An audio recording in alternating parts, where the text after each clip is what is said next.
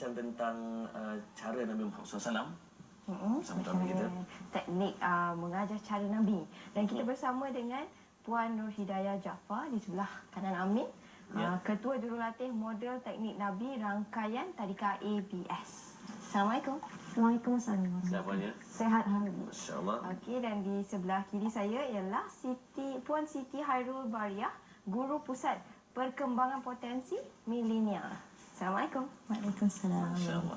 Okey, nak tanya ke jurulatih ni. Okey, apakah ini maksudkan dengan mengajar anak-anak dengan teknik pengajaran Rasulullah SAW? Okey, baik. Teknik Nabi ini adalah teknik yang kita kaji daripada hadis-hadis sahih, daripada hadis-hadis yang di mana dalam hadis itu dia ada prinsip Nabi, strategi dan juga teknik, iaitu rangkuman strategi teknik. Ya, pendekatan yang digunakan oleh Nabi ketika beliau mendorong orang-orang lain. Jadi apabila kita melihat kepada sejarah, bagaimana kita melihat Nabi berjaya mendorong orang corot menjadi cemerlang, orang yang tidak berakhlak menjadi berakhlak, orang yang kedekut menjadi pemurah, orang yang tidak beriman akhirnya beriman dan berjuang bersama dengan Nabi. Dan daripada situ kita melihat di dalam hadis bagaimana Nabi merespon ataupun Nabi berkomunikasi dengan orang-orang seperti itu. Jadi kita ambil cara Nabi itu, prinsip, strategi, pendekatan Nabi mendorong untuk digunakan oleh guru-guru dan ibu bapa ketika mendorong anak-anak di rumah atau di sekolah. Jadi kita melatih guru-guru atau utamanya di guru-guru di rangkaian Tadika ABS bagaimana bercakap menggunakan gaya bahasa positif, dan akhirnya gaya bahasa positif itu mendorong tuan muda dan cik puan muda di Tadika menjadi orang-orang yang berjaya. Masya-Allah. Okey, menarik. Saya nak tanya pada Puan Siti Hairul. Orang ABS sendiri, orang Tadika ABS sendiri. Jadi pengalaman Puan sendiri untuk nak mengaplikasikan teknik ni kepada anak-anak kecil, contohnya umur 3 tahun, 4 tahun, 5 tahun tu, macam mana nak aplikasikan teknik ni? Biasanya kami gunakan skrip memuji. So kita ada skrip. Bukan perlim ke ampu? Tidak. Kami contohnya seperti siapakah yang mencuci pinggan ini? Pinggan ini kelihatan bersih dan tiada kekotoran yang tertinggal. Alhamdulillah, suka cikgu melihatnya. Nampaknya selepas ini mudahlah kerja cikgu. Okey, bukan sekadar baguslah setakat tu je. Bila anak itu melakukan kebaikan, kemudian kita berikan ganjaran. So ini akan dilekatkan reward pada mereka. So kita lihat dari situ self esteem anak itu terbina dengan sendirinya. Mereka seronok untuk melakukan perkara Dia yang rasa baik. lebih dihargai. Ya, betul. Dan nak melatih guru-guru ni bukan perkara yang mudah kan, sebab setengah tadika dia main tangkap muat je. Sebab dari cikgu ni kena penyabar. Kan. Jadi untuk tadika ABS ni macam mana? Adakah ada syarat-syarat tertentu, contohnya ada degree tertentu ke sebelum mengikuti latihan yang dibuat ini? Biasanya tidak ada yang tertentu. Untuk latihan ni selagi di bawah rangkaian Tadika ABS kita ada menyediakan training untuk teknik Nabi. Okey, dan nak tahu contoh macam mana dilaksanakan. Okey, saya bagi satu contoh di rumah. Ini tips untuk ibu bapa di rumah. Sebagai contoh, katakanlah dalam satu hari ibu bapa melihat anaknya sedang belajar. Bila diperhatikan, kualiti kerjanya itu kurang. Contohnya dia menulis, tetapi tulisannya comot ataupun tidak habis. Penatlah. Kan, lain yang ditulis, lain yang cikgu suruh buat, lain yang dibuatnya. Okay. Kita lihat di situ. Betul, suruh tulis dia lukis pisau. Ya, itu Frozen. Ada murid saya diminta menulis, ditulisnya gambar Angry Bird, kan kata tu. Jadi bagaimana caranya? Di situ ibu bapa melihat ada aspek buruk, maksudnya ada kekurangan pada kualiti kerja. Tetapi apakah perkara yang boleh dipuji?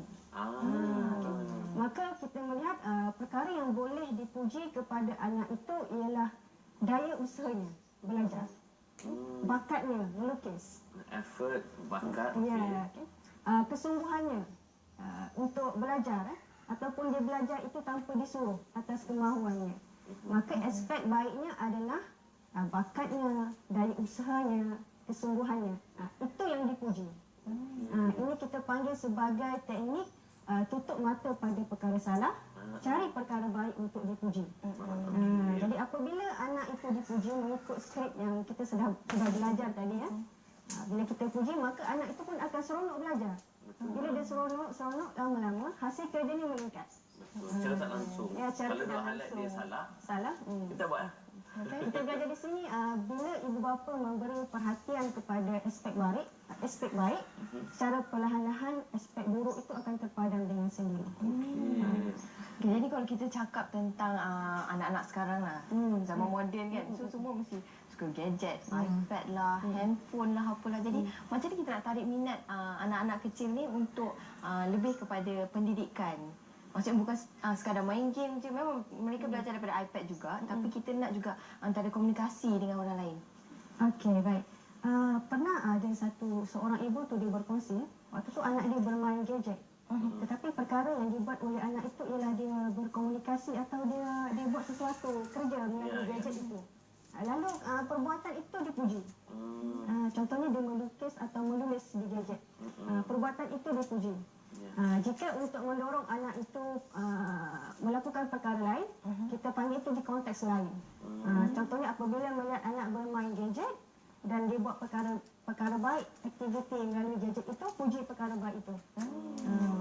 Okey, dan Puan sendiri di Tadika ABS ini ada tak macam polisi-polisi tertentu kalau guru tu dia melanggar disiplin yang dilatih oleh sepanjang saya pergi ke training ke teknik Nabi ni, ada beberapa strategi yang guru tidak boleh ikut. Okey. So contohnya buang strategi garang. Guru tidak dibenarkan marah pelajar. Lepas tu dah biasa pula. Cikgu kena sabar. Jadi bila anak itu melakukan atau pelajar itu melakukan kesalahan teknikal, pejam mata saja, diam. Tu cikgu diam. Jadi kita cari kebaikan, perbuatan baik yang mereka lakukan. Kita puji waktu itu. Okey. Dan antara contoh hadis-hadis yang merujuk kepada Nabi menutup mata kepada kesalahan para sahabat, boleh kongsikan? Okay, ini hadis yang dilaporkan oleh pelapor hadis itu. Pada suatu hari, Nabi dan orang lain sedang sembahyang. Oh, ini hadis Anas. Ya, Anas melaporkan Nabi dan orang lain sedang melakukan sembahyang. Lalu masuk seorang lelaki dalam keadaan yang tengah dan terkocok-kocok. Dia lambat. Tertinggal solat jemaah bersama Nabi. Lalu dia membacakan satu kata-kata zikir.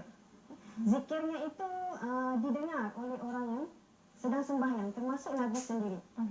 Jadi selepas selesai sembahyang, Nabi bertanya kepada semua orang, siapakah yang mengucapkan kata-kata itu?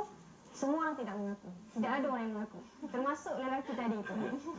Cuak kot. Barangkali dia malu kan. Kemudian Nabi bertanya lagi, siapakah tadi yang mengucapkan kata-kata itu? Sesungguhnya dia tidak mengucapkan sesuatu yang berdosa. Lalu lelaki tadi mengaku, saya ya Rasulullah, tadi saya masuk, saya bacakan kata-kata itu. Apa respon Nabi? Nabi tidak siasat. Kenapa datang lambat? Kenapa bising, baca kuat? Kenapa tak mengaku tadi? Kesalahan. Ya, kesalahan. Nabi tidak siasat. Nabi juga tidak marah. Nabi juga tidak kritik. Sebaliknya Nabi berkata, sungguh saya nampak 12 malaikat berebut-rebut mengangkat kata-kata itu. Zikir itu. Ya, zikir itu dipuji. Tingkah lakunya. Kesungguhan nak semua jemaah. Ya, dia datang juga. Walaupun dia lambat, dia mengaku juga walaupun tadi tidak mengaku. Dan dia, walaupun dia bising, bacaannya kuat, tetapi bacaannya itu ialah kata-kata zikir. Okey. Baik. Dan Puan sendiri, kita nak rumuskan bagaimana kelebihan Tadika ABS di dalam mengaplikasikan teknik ni. So, apa yang setelah setahun saya mengaplikasikan teknik Nabi ini, saya boleh lihat tingkah laku anak-anak itu berubah secara drastik. Secara sebelum ini kita lihat mereka kurang nak mendengar kata-kata guru, kurang untuk mendengar arahan. Setelah kita melakukan, setelah saya mengaplikasikan teknik Nabi itu sendiri, perubahan yang sangat ketara. Bila mereka dengan sukarelanya membuat kadang-kadang tanpa perlu arahan daripada guru. Mereka sendiri akan berseronok. Bila merasa seronok, mereka berebut-rebut untuk melakukan perkara itu. Masya Allah. Okey. Cepat. Cepat. Kahwin, cari anak. Okey, Puan Hidayah, silakan pesanan pada para penonton kepentingan kita juga mengamalkan sunnah di dalam pengajaran, dalam pendidikan dan sebagainya. Ya, apabila ibu bapa mula berniat, berazam untuk mengubah cara lazim mendidik kepada cara teknik Nabi, niat ibu bapa itu di rumah pun sudah mendapat pahala. Apatah lagi apabila kita bercakap dan kemudian percakapan kita itu mendorong perubahan tingkah laku negatif kepada positif. Dan kita mahu lahirkan anak-anak sebagai seorang individu berjaya. Dan syarat untuk melahirkan orang individu berjaya adalah kita bermula dengan gaya bahasa positif. Okey, Masya Allah. Bermula daripada ibu bapa sendiri. Okey, Puan Nur Hidayah dan juga Puan Siti Khairul Bariah, terima kasih banyak sudi bersama kami, insya-Allah. Sama-sama. Para penonton, semoga kita terinspirasi dengan satu, saya kira perubahan, satu revolusi baru dalam pendidikan awal kanak-kanak yang saya kira wajar kita mengambil partisipasi untuk kita jayakannya. Okey, kita akan berehat seketika dan kita nak kembali bersama dengan Ustaz